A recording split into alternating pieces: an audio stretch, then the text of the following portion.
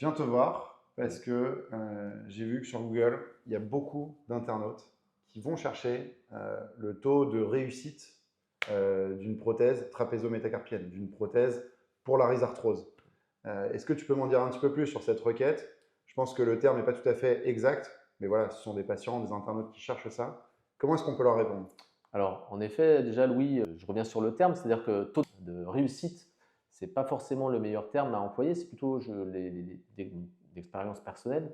Les patients, ils recherchent le taux de survie, c'est-à-dire ils viennent te voir et ils disent, docteur, si je me fais opérer et qu'on me met une prothèse, combien de temps en moyenne la prothèse va durer? Et bien ça, il y a des données scientifiques qui permettent de répondre à cette question, puisque maintenant les prothèses de dernière génération trapézo-métacarpiennes pour l'arthrose du pouce, elles existent depuis au moins 2010. C'est les dernières générations dites de troisième génération. Donc, je ne vais pas faire durer le suspense plus longtemps. Le taux de survie de ces prothèses à 10 ans, parce qu'on emploie toujours un taux de survie à 10 ans, est d'environ 95%. Autant te dire que c'est le taux de survie de prothèses de hanche.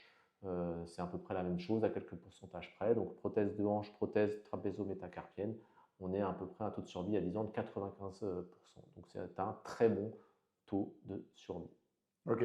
Et juste pour redéfinir le taux de survie, on est bien d'accord que c'est au bout de 10 ans, il y a 95% des prothèses qui sont toujours En dans place, la main du patient. qui sont fonctionnelles, sans douleur, sans problème radiologique, c'est-à-dire des prothèses qui ne nécessitent aucune révision.